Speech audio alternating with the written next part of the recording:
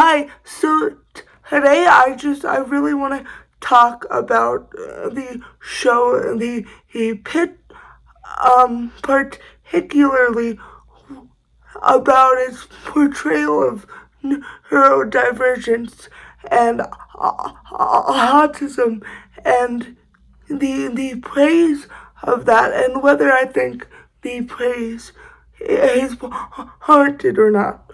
But before I go into any of that, I just want to give a brief description of the show so that everybody's on the same page. So, The Pit is a medical drama on HBO Max. I know it's called Max now, but pretty soon it's going to be called HBO Max again because they can't make up their mind, but that's not relevant. But the show is a medical drama that the entire first season takes place during one shift at an emergency room where it's many of the residents' first day of their residency, and it's a lot of people say that it's the most realistic medical drama out there. I can't really speak to that because I don't work in the medical field. I don't work in a hospital or any type of setting like that, but a lot of people are saying it's the most realistic medical drama out there. But anyway, one of the residents on the show, her name is Melissa King.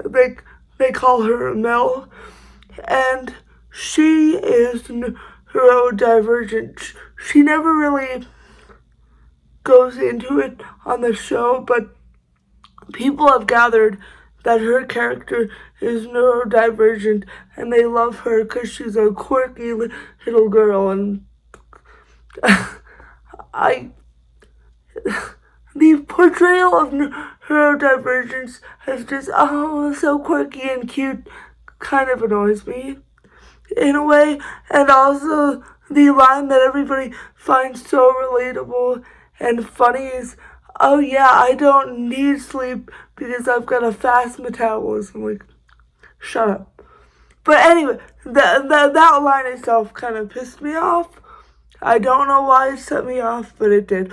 But anyway, so she is supposedly neurodivergent, and the actor that portrays her, Taylor Dearden, is also neurodivergent, which I do appreciate authentic casting, but I don't know whether they intended Mel to be autistic or have ADHD, and Taylor Dearden has ADHD, and I do think there's a difference between casting somebody with ADHD and casting somebody who's autistic, and I think it makes a difference for authentic casting if they wanted Mel to be autistic.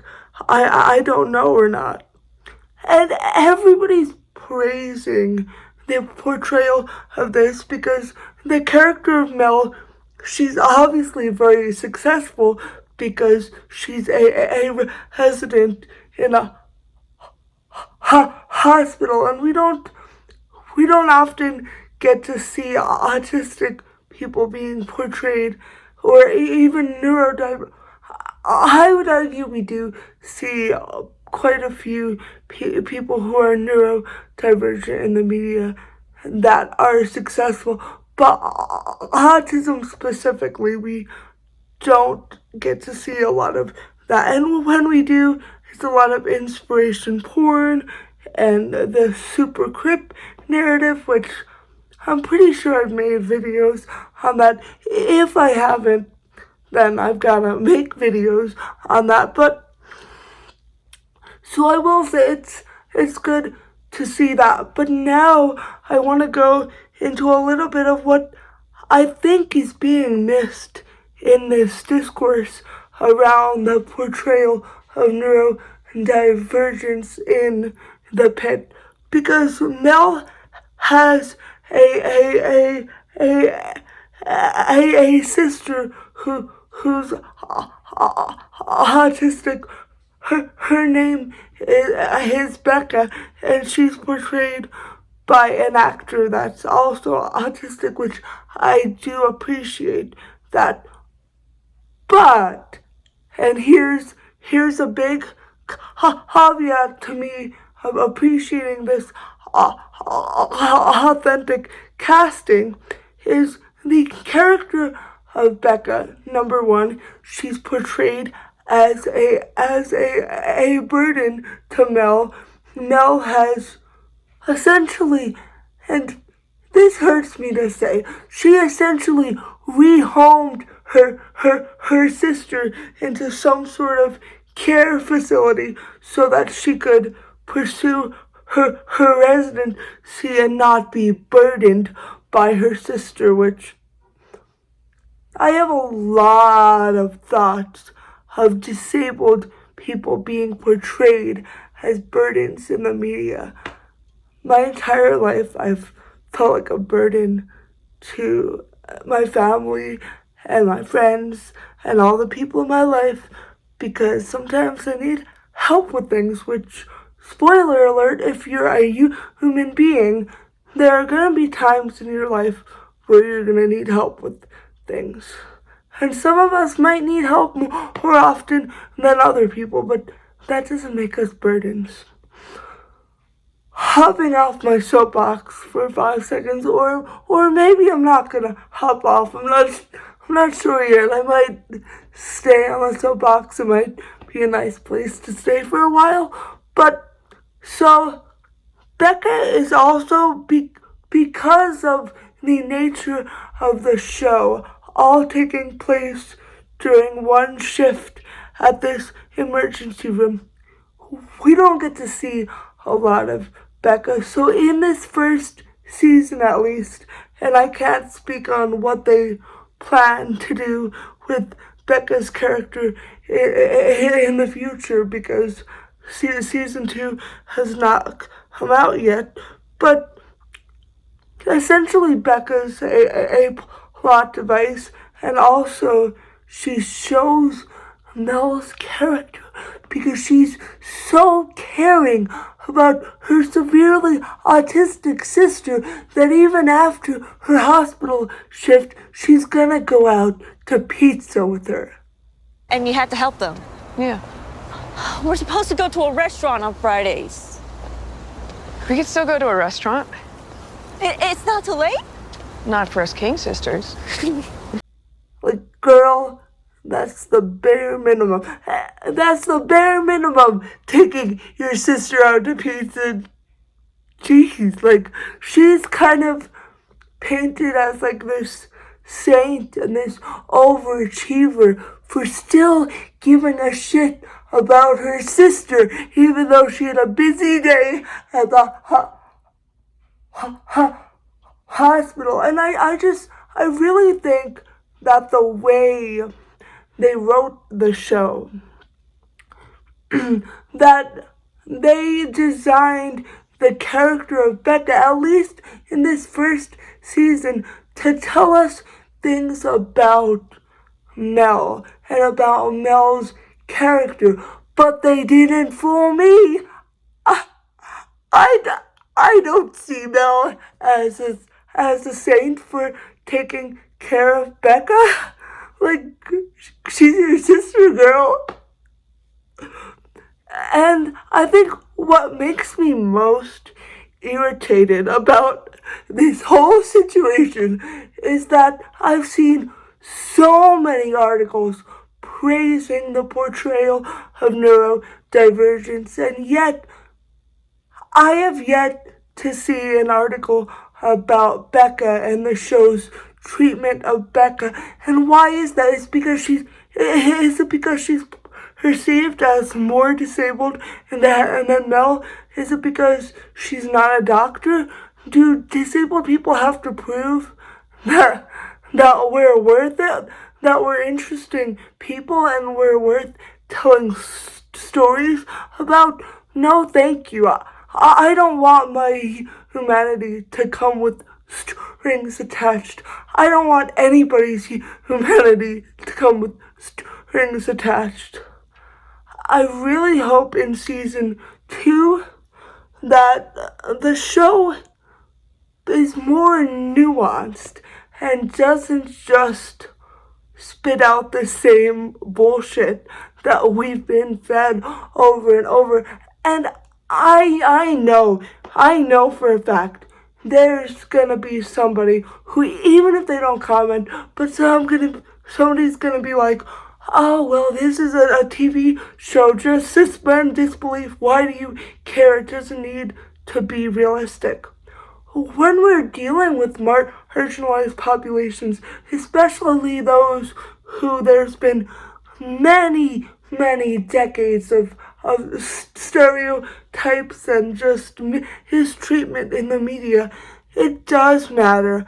And not just authentic representation, which I'm glad when somebody who's actually disabled is cast as the disabled character, but also we need responsible and nuanced representation.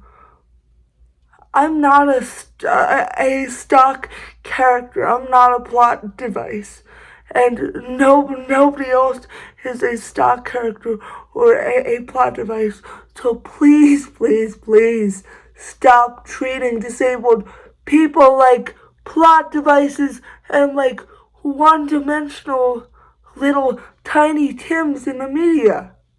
Please. Okay, I'm gonna hop off my soapbox.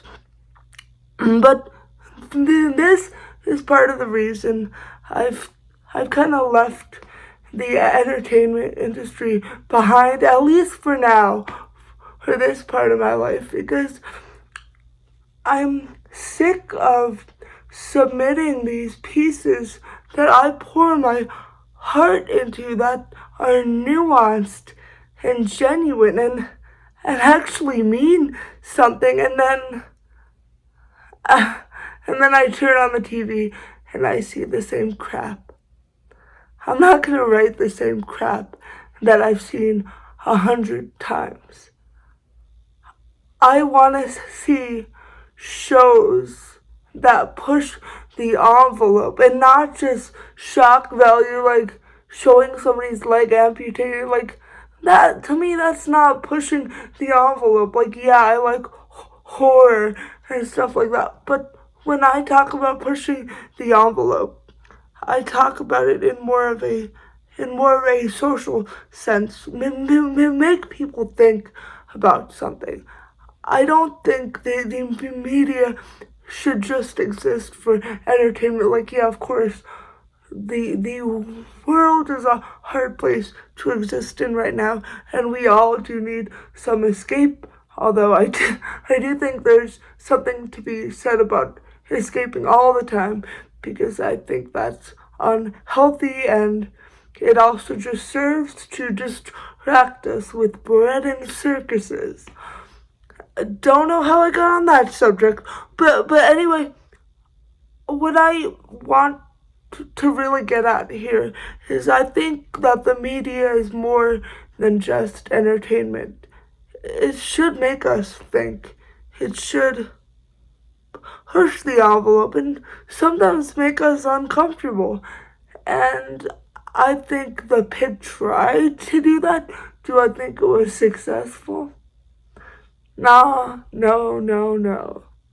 I do not think it was successful at that. Now, maybe in season 2, they'll redeem themselves.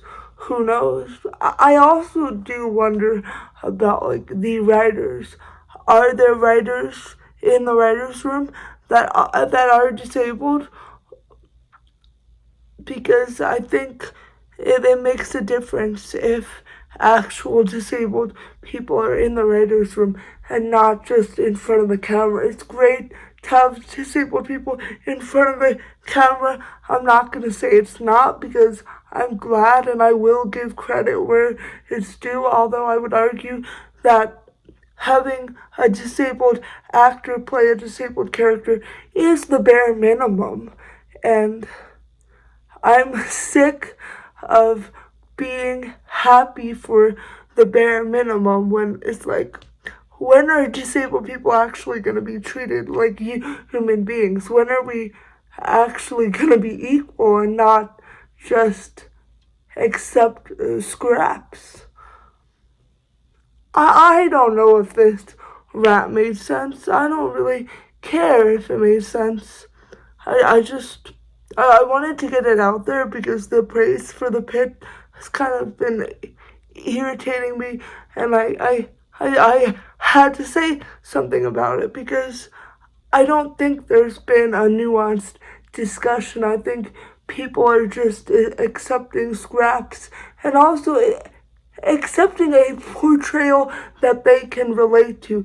They can relate to a disabled character that is successful, and they also want to accept that because it's really a respectability politics when it comes down to it. Disabled people with jobs and who are conventionally successful are seen as better and more deserving of rights than disabled people who may struggle to hold down a job or may not be able to graduate high school or college.